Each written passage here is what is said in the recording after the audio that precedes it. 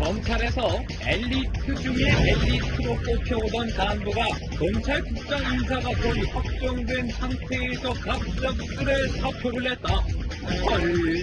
이번에 사표갑에서 초선으로 국회의원 된 김회선. 누구인가? 서울대 법대를 거쳐 10기 스포츠선수원을 국석으로 수료하고 25년간 검사로 일한 김회선 국회의원. 87년에 정광훈 대통령 수남을 수석하고 2002년 김대중 전 대통령 성남을 우석한 이남. 검사장 법무부 실장 국정원 차장 국회 법사위 수석위원 등 요직을 두루 갖췄다. 정치 경험 없다. 낙하산 공천이라고 비난받기도 하고 누군지 모르겠다는 유권자도 많다. 그러나 두둥 김회선 의원은 60% 가까운 득표율을 얻었다.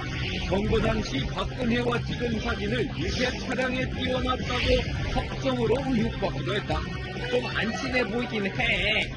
늘 웃는 얼굴에 부드러운 이미지라는데 김회선 국회의원 만나보자. 네, 그 앞으로 자주 뵐 얼굴입니다. 박종진의 캐도남마에서 발빠르게 모셨습니다. 네, 김회선 의원, 네, 국회의원 함께했습니다. 안녕하십니까? 안녕하십니까? 네, 서초갑입니다. 그렇습니다. 네, 비례대표 아니고 지역구죠. 그렇습니다. 아, 이번에 고생 많이 하셨죠. 네. 네, 비록 뭐 당연히 되는 지역이긴 하지만 네. 그래도 마음고생 많이 했을 거예요. 지역구 의원들은. 몸무게가 한 5kg 빠졌습니다. 네, 경력이 대단합니다. 국가정보원 제2차장. 네. 그러니까 국내 담당하셨네요. 국내. 그렇죠. 국내 정보 담당하시고, 검사장 하시고요. 법무부 기획관리실장, 김앤장 변호사, 다 했습니다. 검찰국 핵심 파트에서만 계속 계셨는데, 네. 왜 정치하겠다고 이렇게 나오셨어요? 예, 사실 제가 정치하겠다고 나선 거는 아닙니다. 아닌데, 어떻게, 우리 새누리당에서, 사람이 이렇게 고르시다가, 네. 한번 좀, 이번에 국가 좀, 위에서 일 좀 해라. 네. 이런 주문이 있었던 것 같습니다. 네. 그게 바로 전에 김앤장 변호사 하시다가 들어오셨네요. 그렇습니다.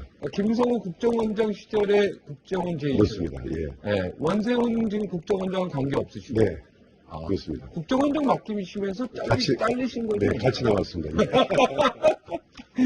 네. 자, 이거 사진 논란 얘기해볼까요? 아까 그 사진 논란? 네. 근데 이게 아까 이제 각도가, 네. 그죠? 각도가 이 사진이 조금 애매한 부분이 있어요. 일반적으로 볼 때. 네. 어떻습니까? 진실은 어디에 있습니까? 제가 그런 논란이 있었는데요. 네. 애초 그 문제를 제기한 그 기자분한테 제가 불러가지고 네. 그 원본 파일을 공개를 했습니다. 네. 그러니까 그 기자도 보면서 아이고 찍었네요 하고서는 그런 기사도 썼고요. 근데 그 논란은 끝났습니다. 저 장면이 이제 네. 누군가 사진을 찍을 때요. 박근혜 박근혜 의원입니다. 지금은 박근혜 의원이 이렇게 있다가 사진 쪽으로 살짝 보려고 할 때 찍은 그렇습니다. 느낌. 예. 사실이죠. 네. 검사 출신인데 거짓말하시면 안 되죠. 그렇습니다. 예. 알겠습니다. 지금 박근혜 전 위원장이고요. 지금 네. 박근혜 의원의 법률 담당 보좌 아닙니까? 법률 담당 특보입니까? 아닙니다. 그럼 어떻게 되는 거예요? 지금 박근혜 전 대표님하고 저하고 관계는 아무것도 없는 거고요. 아무것도 없습니다. 네네. 저는 새누리당 국회의원이죠. 네. 네. 그럼 법률 지원 담당 이렇게 나오는 거 그거는 이제 당에, 네. 당에 이제 제가 아무래도 이제 법조 생활을 오래 했으니까. 네. 당의 법률 지원 업무. 네. 그 업무를 제가 지금 하게 될 것 같습니다. 그러니까 네. 박근혜 캠프 개인하고는 관계가 없다 이런 얘기네요. 네네. 네네. 근데 박근혜 캠프의 윤곽이 짧다 이런 얘기 나온 거는 네. 잘못된 얘기다. 네, 박근혜 의원하고는 그런 관계가 없으십니까 원래부터? 특별한 관계는 없죠. 특별한 관계는. 네네. 그러니까 측근이다 이런 얘기도 해당이 안 되고. 그렇습니다. 예. 예. 네. 지금 그러면은 법률가시니까요. 네. 박지원 비대위원장이 박근혜 의원을 지금 계속 공격하고 있지 않습니까? 공격하고 있는데 지금 박태규 전 부산저축은행 관계자랑 만났네 안 만났네 수차례 만났다 안 만났네 이런 얘기가 있는데 예. 그 부분도 좀 관여하고 계십니까? 아닙니다. 저는 사실관계는 모르고요. 네. 다만 이제 저도 아까 말씀하신 대로 선거 과정에 온갖 그 흑색 선전에 시달렸습니다. 그리고 이제 제가 그 선거를 해보니까, 이제는 이제 우리 그 과거 우리 저 대한민국 선거에서 이제 금권 선거 있지 않습니까? 네.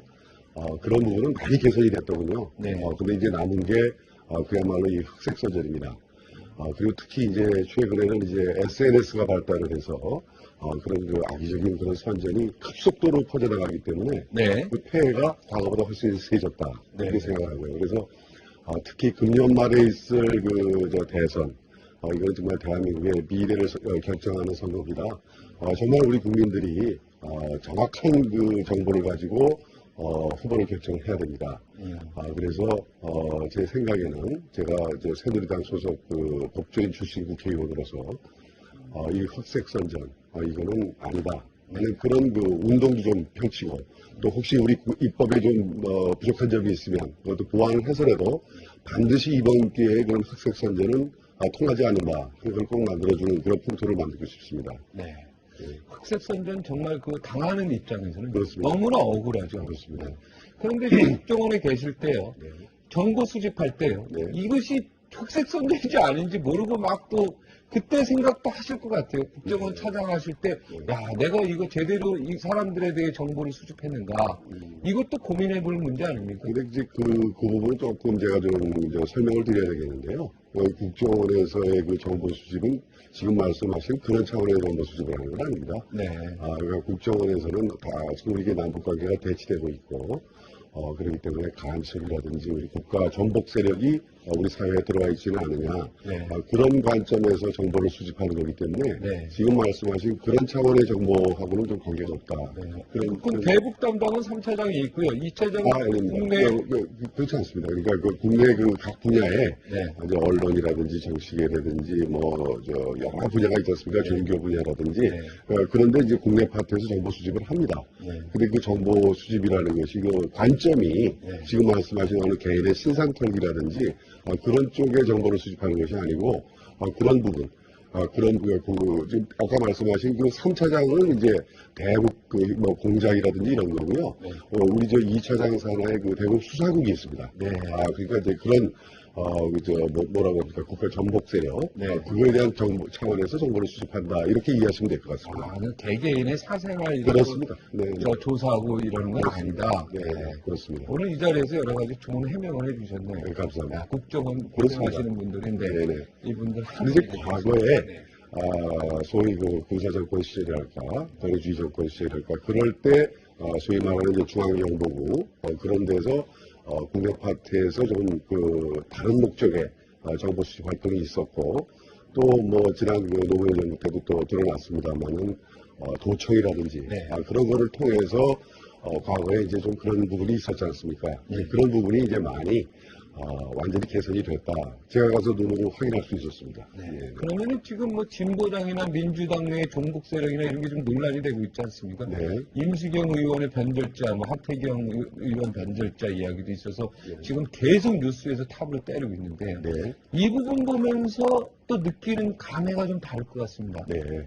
그러니까 좀 뭐 어떻게 말하면 오히려 터질 게 터졌다. 저는 그렇게 생각을 합니다. 네, 다 알고 계셨습니까? 뭐 그런 차원의 말씀이 아니고요. 그러니까 우리 사회에 정말 이 정도로 우리 사회에 그 많은 그런 이제 중독 그런 사상이 번져 있고 퍼져 있구나 하는 것을 이번 국민들이 많이 알게 되지 않았습니까? 그리고 이제 경계심을 갖게 되지 않습니까? 이제 그런 긍정적인 효과도 있다 이런 생각이 들고요.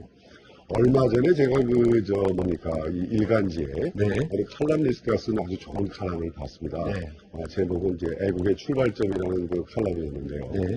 지금 많은 분들이 지금 모르고 계시는데 독일에서요. 네. 독일에서는 그 히틀러의 그 전체주의를 겪었지 않습니까?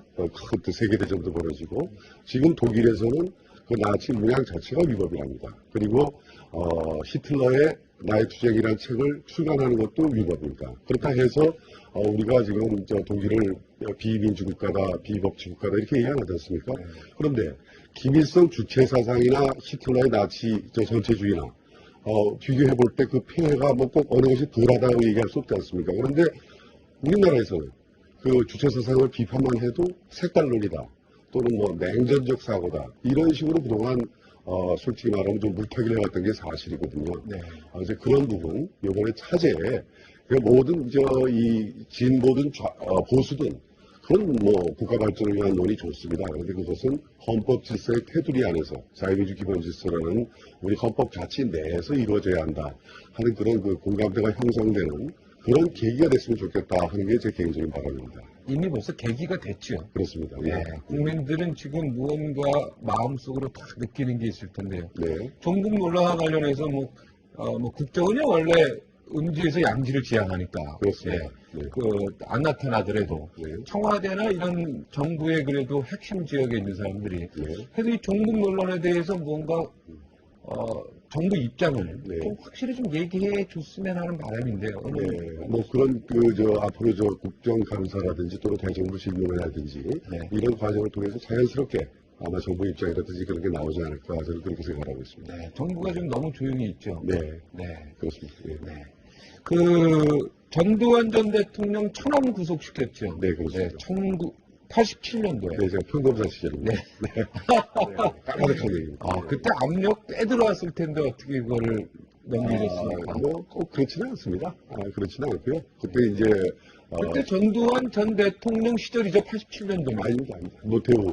노태우 대통령이 소위 말하는 이제 오공청산. 노태우 대통령은 88년도에 됐는데. 그렇습니다. 그죠? 그때 구속이 됐습니다. 그때 구속됐습니까? 그러니까 오공비리. 오공비리 수사본부가 발족이 됐고요. 제가 그 일원으로 들어가서 제가 그 당시 전 대통령의 천함을 일원으로 구속을 했습니다. 그러니까 노태우 대통령 시절에 네. 전두환 대통령의 그렇습니다. 천함을 구속시켰고.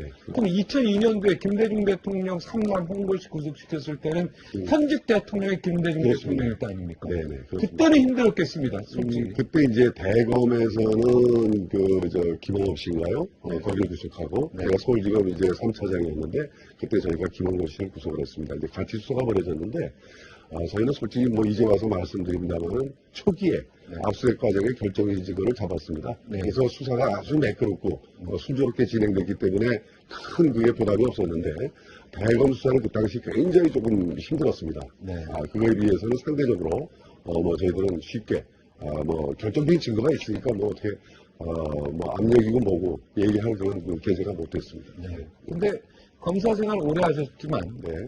검사가 아주 중요한 결정적 증거를 갖고 있다 하더라도요. 네. 그래도 이거를 처리 못할 때가 있지 않습니까? 네, 그런 경우. 영화라든가 보면. 네네. 제 경우에는 그런 경우는 없었는데, 네. 주변에 이제 그런 문제 가지고 진짜 고민하는 그런 그 사례들도 제가 많이 듣고 있습니다. 네. 그래서 검사들이 술을 많이 먹죠, 속상해서. 꼭 그런 건 알겠습니다만, 하여튼 그런 일이 있습니다. 그런 검찰 문화가 좀 있긴 합니다. 네. 그거 없어져야죠. 그렇습니다. 예. 네. 그리고 검찰이 어떻게 보면은 이런 때 있잖아요. 검찰생활을 했지만 내가 죄 있다 생각해서 구속했는데요. 무죄가 나올 때 있잖아요. 네. 미안하잖아요, 이 사람은. 그렇습니다. 네. 그런데 이제 그럼 사과 전화도 좀 하니까. 그런데 이제 저 같은 경우에는 이제 지금 그 말씀하셨는데요. 그러니까 실체적 진실과 사법적 진실이 좀 다를 수 있습니다.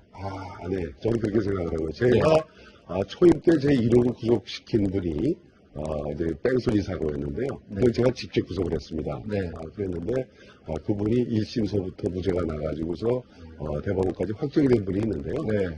저는 아까 이제 개인한테 미안하냐 이렇게 생각했는데 만약에 제가 무슨 사심을 가지고 일을 하는 것이 아니고 저는 법과 증거 법칙에 따라서 수사를 한 것이고요. 네. 그것이 이제 사법부에서는 좀 다른 의견으로 이제 무죄를 한 것이기 때문에 그걸 가지고 개인한테 미안하다 이렇게 생각할 일은 아니다. 저는 그렇게 생각하고 있습니다. 네. 네. 자, 검찰 개혁할 건 없습니까? 검찰 개혁. 있죠. 어떤 거 있습니까? 네, 그러니까 제가 25년 검사 생활을 했습니다. 네. 25년 검사들이 제일 듣기 싫어하는 말이 정권의 신여, 주구 이런 표현을 권력의 신여. 많이 들었습니다. 네, 그런데 제가 이렇게 보니까 제가 이제 법무부 근무를 주로 많이 했는데요. YS 정권 시절부터 이제 검찰 개혁 얘기가 나오더니 DJ 정부, 또 참여정부, MB정부 이르기까지 계속적으로 지금 검찰 개혁 얘기가 나오고 있습니다. 네. 그리고 지금 민주통합당이 19대 국회 최우선 과제로 재벌 개혁과 함께 검찰 개혁을 걸고 있습니다. 네. 그래서 아마 이 부분이 굉장히 핫 이슈가 될 거다 이렇게 생각을 하는데 저는 사실 검찰에 있을 때는 검사 논리를 대변하는 그런 그 사람이었습니다. 그런데 이제 나와서 제가 이제 정치인이 됐습니다. 네. 그래서 저는 이렇게 생각을 합니다. 이제는 그 고리를 끊을 때가 됐다. 그러니까 그야말로 다시는 이제 정부가 바뀌든 어떻든 검찰 개혁 얘기가 안 나오는 그런 근본적인 그 개혁이 이루어져야 한다. 저는 그렇게 생각하고 있습니다. 네. 일단 검경 수사권 조정 문제에 있어서 아무래도 검찰 편이시겠네요. 그럼 저는 그러고 싶은 그런 거 생각이 아닙니까? 그러니까 아까도 말씀드렸습니다만은 그런 만약에 논리로 가게 되면 제 얘기가 설득력이 없을 것이다. 이제는 그야말로 국민의 눈높이에 맞는 그런 확실한 그런 검찰 개혁이 되어야 된다. 그리고 무슨 검찰과 경찰의 무슨 업무 영역 다툼 그런 차원에서 이 문제를 풀면 안 된다고 저는 생각합니다. 그러니까 국민의 눈높이에서 그야말로 대한민국의 검찰이 어떤 위상을 잡아야 되느냐, 또 경찰이 어떤 위상을 잡아야 하느냐 그런 각도에서 이 문제가 논의돼야 된다. 구체적으로 검찰 출신으로 검찰의 가장 구체적으로 어떤 걸 좀 개혁하고 싶습니까? 네. 이번에 국회에 들어가셔서. 그 핵심은 인사입니다. 인사. 네, 그렇습니다. 그러니까 우리 검사들이 가장 예민하게 생각하는 것이 인사입니다. 네. 사실 그렇지 않습니까? 네. 이제 각본의 이제 월급을 가지고서 밤새 일하고 하는 그분들의 그 검사들의 가장 큰 관심사는 자기네들이 일한 만큼 보상받기를 원합니다. 네. 그런데 참 미안한 얘기입니다만 정권 바뀔 때마다 불서기가 생기죠. 그리고 와이에서 그 지역적인 네. 예를 들어서 이제 대통령이 바뀌면 많은 사람들이 벌써 이번 정부에서는 어느 검사가 조금 잘 나가겠구나. 네. 이런 생각들을 합니다. 네. 말이 안 되는 얘기거든요. 네. 그렇지 않습니까? 지역 출신 가지고 그렇게 되면. 뭐 지역이라든지 학연이라든지 뭐 이런 거 가지고서 인사가 이루어져서야 되겠습니다. 네. 그래서 그리고 그러니까 결국은 제가 생각할 때는 지금 보면은 지금 우리 검사들의 인사권은 대통령한테 있습니다. 네. 뭐 고위공무원의 인사권은 당연히 다 대통령한테 있죠. 네. 하지만 그 평가라든지 그런 거는 사실 잘 모르거든요. 네. 그 검사가 어떤 사람이고 어떤 일을 평가하는지는 검찰 조직만큼 모른다는 얘기죠. 그러면은 형식적인 그런 인사권은 대통령이 갖더라도 실질적으로 평가하고 하는 것은 반드시 검찰 내부에 맡겨야 된다. 저는 그것이 확실하게 보장이 되어야 된다 이렇게 생각이 되고요. 아까 일한 만큼 보상을 받아야 된다고 말씀을 올렸는데, 그러니까 판사는 판결문으로 얘기를 하고 검사는 공소장으로 얘기한다고 말하지 않습니까? 네. 그런데 기껏 수사하고 나서 나중에 보면 그것이 사회적 타작을 엄청 일으켰는데 결국 무죄로 나는 그런 사건도 많습니다. 네. 그런 경우는 은근히 책임을 져야 된다고 생각합니다. 그리고 열심히 일한 검사, 묵묵히 일한 검사 반드시 인사에 반영이 돼야 되고요. 그러니까 일 따로 인사 따로 이렇게 가면은 우리 검찰은 희망이 없다. 저는 그렇게 생각합니다. 네, 그 무죄 열심히 구속시키고 했는데 사회 파장 컸는데 네. 무죄 받은 사람한테 책임을 물어야 되죠. 당연하죠. 예, 네. 그렇게 생각합니다. 그렇죠. 네. 근데 그런 것이 인사 원칙이 확행이 돼야 된다. 네. 그래야 억울한 사람을 없애야죠. 그렇습니다. 예. 옛날처럼 막 엇박 지르고 뭐 협박하고 이래서 뭐 유도 질문하고 뭐 이렇게 해서 하면 안 되죠. 그렇습니다. 예. 예. 알겠습니다. 예. 그럼 검찰 개혁 말고 내가 이번에 국회에 가서 네. 또 뭘 꼭 좀 해야 되겠다 이런 생각. 지금 뭐 구상하고 있는 게 너무 많습니다. 그래도 요것만은 내가 여기 그래서 방송에 아까도 말씀드렸지만 우선 금년에는 연말까지 그 흑색 선전 이거를 완전히 봉쇄하는 그런 풍토를 만들겠다는 게 제 최우선 과제고요. 흑색 선전 없는 세상. 그렇습니다. 예. 그다음에 또 하나는 지금 또 최근에도 이제 문제가 되고 있습니다만은 정권 말기 되면 반드시 또 권력형 비리가 터져 나옵니다. 네. 그래서 이 악순환을 끊어야 되거든요. 그래서 근본적으로 이런 반부패, 아직도 우리가 끊지 못하고 있는 이 권력형 비리 구조, 이거를 개혁할 수 있는 그런 답안을 제가 한번 만들어 보겠다 이런 생각을 하고 있습니다. 네. 권력형 비리, 네. 대통령 권력형 비리를 어떻게 국회의원이 어떻게 예를 들어서 이제 그런 부분이 있는 거거든요. 뭐냐면 예를 들어서 지금 저는 법조인으로서 이제 쭉 이렇게 지금 살아오면서 예를 들어서 대통령의 사면권 같은 거 있지 않습니까? 네. 이제 그런 부분이 지나치게 남용이 되고 있다라는 생각이 듭니다. 그래서 예를 들어서 뇌물로 구속됐던 사람들이 사면이 돼서 다시 큰 소리 치는 세상. 이런 거는 우리 국민들의 법감정에 맞지 않는다. 네. 이런 생각이 들고요. 사면권을 좀 축소시켜야 예를 들어서 이제 그것이 이제 그러니까 그런 사회로 만들어야 되는 거죠. 아까 말씀하신 대로 국회의원이 무슨 수사를 하고 이렇게 해서 권력형 비리를 없애겠다는 것이 아니고요. 네. 한 번 예를 들어서 그런 부패 그런 구조에 걸리면은 다시는 우리 큰 소리 못 치는 세상 그런 세상을 만들어 줘야 앞으로 그런 것이 없어지지 않겠냐 하는 그런 생각이 듭니다. 네. 사면권은 주더라도 이 복권 같은 거에 대해서는 신중할 필요가 있다 이런 얘기죠. 그렇습니다. 이제 그러니까 좀 신중하게 해야 되고 또 각계각층의 의견도 좀 제대로 수렴할 수 있는, 형식적으로 수렴하는 것이 아니라 실질적으로 수렴할 수 있는 그런 제도적 장치도 마련이 돼야 된다. 저는 그렇게 생각합니다. 네. 네. 이제 법을 이제 어떻게 보면 집행입니까? 검찰은 법을 판단하다가요. 네. 이제 법을 이제 만드는 네. 제조회사로 왔어요. 법 네. 제조하는. 그렇습니다. 그래서 이제 문제됐던 것들을 이제 하나 하는데 네. 지금 이런 것들 이제 추진하려면은 음. 어떻습니까? 되게 이제 바쁘시겠습니다, 이제. 네. 근데 뭐, 저희 아주 그 유능한 보좌관들도 있고요. 네. 또 제가 국회, 법사위의 수석전문위원 생활을 3년을 했습니다. 아, 이미 그게 큰 도움이 됐겠군요. 네. 수석 전문위원. 예, 그것도 아마 저희 공천받은 과정이 아마 특이한 경력이니까, 네. 이제 그런 것도 조금 고려가 됐을 겁니다. 수석 전문위원 하면은 이거 법 만들고 이럴 때 엄청나게 도움이 네, 되잖아요. 그렇습니다. 네. 네. 그러면 우리 지금 그 대권 이야기도 많이 있지 않습니까? 네. 아까 박근혜 난 측근이 아니다 얘기했는데 어떤 사람이 이 새누리당의 대권 주자가 되어야 된다 생각하십니까? 네, 뭐, 그거는 아마 뭐, 저 개인적으로는, 새누리당의 지금 많은 의원님들도 그렇게 생각을 할 텐데요. 지금 우리 박근혜 전 대표께서, 예전서부터, 우리 국민들로부터 아주 지속적인 그 지지를 받고 있습니다. 네. 이거는 무슨 단순한 무슨 인기가 아니고요. 그거는, 그분의 그 진정성이라든지 이런 부분, 또 신뢰할 수 있는 부분, 그런 부분이 국민들로부터 많은 점수를 받고 있지 않냐 하는 생각이 들고요. 저 개인적으로는 지금 이 어려운 시기, 아까도 말씀드렸습니다만 2012년의 대한민국의 미래, 이런 부분은 우리한테 필요한 그 지도자로서의 덕목 중에 가장 중요한 것이 안정적으로 국정 운영을 하실 수 있는 분, 또 위기 관리를 잘 하실 수 있는 분. 이제 이런 부분에서 보면 지금 현재로서는 우리 박근혜 위원장님이 가장 맞지 않느냐 개인적으로 그렇게 생각합니다. 측근은 아닌데 저기 내 친박이네. 뭐 그런데 친새누리라고 얘기해 친새누리. 알겠습니다. 요즘에 뭐 친박 이런 단어 쓰지 말자고 하더라고요. 새누리당 의원들. 예, 알겠습니다. 오늘 나와주셔서 고맙습니다. 그리고 여기서 방송에서 말씀하신 중요한 얘기 몇 개 하셨죠. 검찰 개혁 문제라든가. 네. 아까 그 조금 말씀했는데 제가 아까 적었는데 또 어디로 갔습니다. 예. 이 흑색선전 네. 이거 없애는 거, 그다음에 권력형 비리 그렇습니다. 없애는, 네. 그리고 사면권 같은 거 너무 확대하지 말자. 그리고 또 하나 좀 말씀을 드릴 수 있는 기회를 주신다면은 이제 시간이 없는데 간단히. 네, 이게 뭐냐면 법사위에는 이제 모든 법이 옵니다. 네. 근데 제가 이제 법조에서 쭉 살다 보니까 우리나라 국민들이 법에 대해서 피해 의식이 있어요. 그게 뭐냐면 우리 법은 돈 없고 힘없는 사람들은 다 손해본다 이런 인식이 있거든요. 네. 그래서 제가 앞으로 입법 과정에서 그런 인식이 없어지도록 또 이 힘있고 강한 사람들은 좀 배려를 하고 또 소외되고 하신 분들은 좀 이렇게 보호를 받는 네. 그런 차원의 그 법이 될 수 있도록 노력하겠다는 말씀을 꼭 드리고 싶습니다. 네, 유전무죄 이거 좀 바꿔보겠다 그렇게 이거죠. 하겠습니다. 네. 네, 알겠습니다. 네. 오늘 여기까지만 듣겠습니다. 네. 네, 앞으로 훌륭한 국회의원 되셔야 됩니다. 네, 열심히 하겠습니다. 고맙습니다. 감사합니다. 네, 부자로 죽는 것만큼 수치스러운 일은 없다. 네, 철강왕 카네기의 말입니다.